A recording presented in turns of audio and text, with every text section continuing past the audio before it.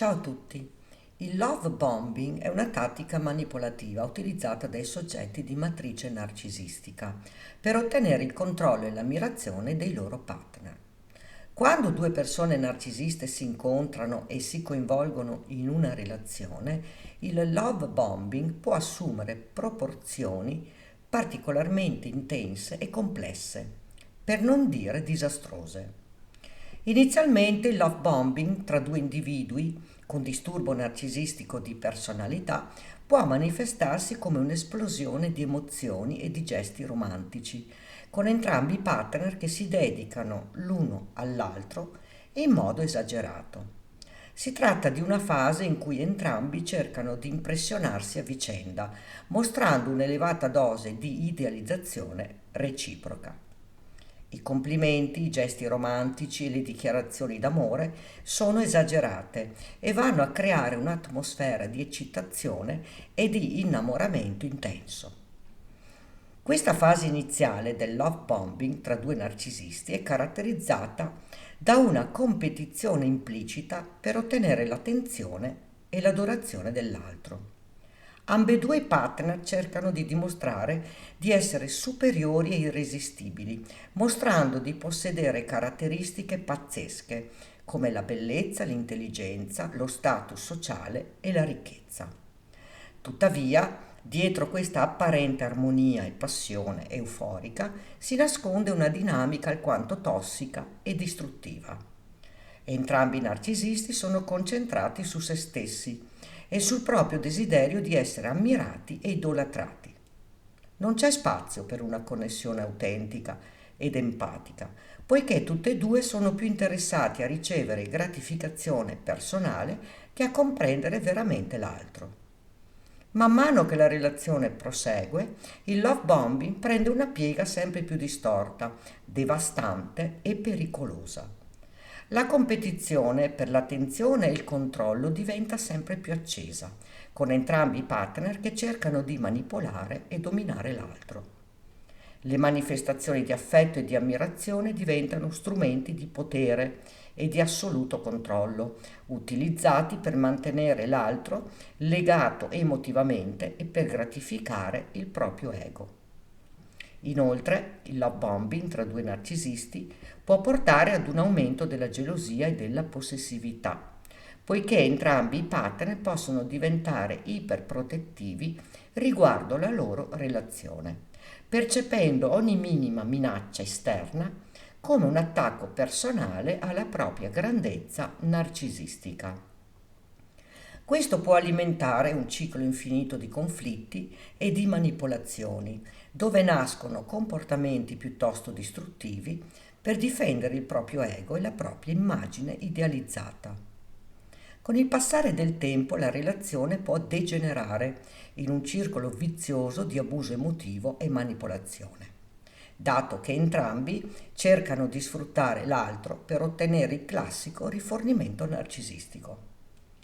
Le dinamiche di potere diventano sempre più distorte e tossiche e la relazione può finire per danneggiare ambedue i partner in modo profondo e duraturo.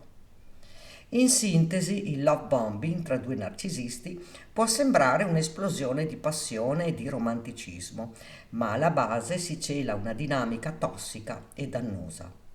In questo caso la relazione finirà per diventare un vero e proprio campo di battaglia emotivo.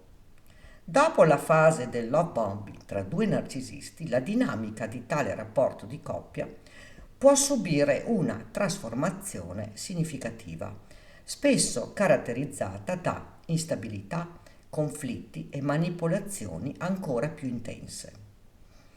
Questo periodo successivo al love bombing può rivelare la vera natura della relazione, poiché le maschere romantiche idealizzate iniziano a sgretolarsi, lasciando spazio ad una realtà distorta, disfunzionale e spaventosa. Una volta che l'effetto dell'innamoramento e dell'idealizzazione reciproca svanisce, i narcisisti possono mostrare la loro reale indole, manifestando comportamenti egocentrici, manipolativi e spesso abusivi, sia a livello psicologico sia a livello fisico.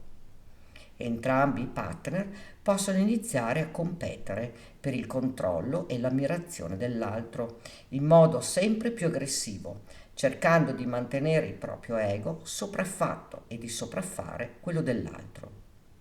Le dinamiche di potere diventano evidenti, con entrambi i narcisisti che cercano di dominare e controllare l'altro attraverso una serie di tattiche manipolative. Questo può includere il gaslighting, in cui uno dei partner cerca di distorcere la realtà e minare la fiducia dell'altro, o la proiezione, dove i difetti personali vengono attribuiti all'altro per evitare responsabilità e mantenere così un senso di superiorità e di grandiosità. La gelosia e la possessività possono aumentare in maniera esponenziale, alimentate dalla paura di perdere il controllo sull'altro e dalla necessità di confermare la propria onnipotenza narcisistica. Ambedue i partner possono essere ipervigili riguardo ogni minima minaccia percepita alla loro autostima, reagendo in modo eccessivo e talvolta violento di fronte a situazioni di gelosia o di conflitto. In questa fase possono emergere anche problemi di fiducia e di intimità, poiché entrambi i narcisisti sono concentrati principalmente su se stessi e sul proprio desiderio di gratificazione narcisistica.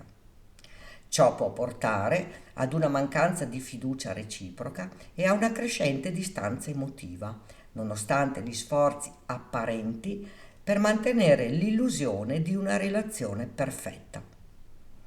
Il ciclo di abuso emotivo può diventare sempre più evidente e più pericoloso, attraverso manipolazioni veramente distruttive, e il tutto per mantenere il totale dominio sull'altro.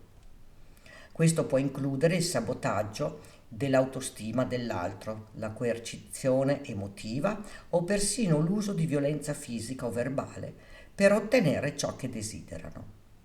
In alcuni casi la relazione può giungere ad un punto di rottura, con uno o entrambi i partner che decidono di porre fine alla relazione, a causa dell'eccessivo stress psicologico e della mancanza di soddisfazione.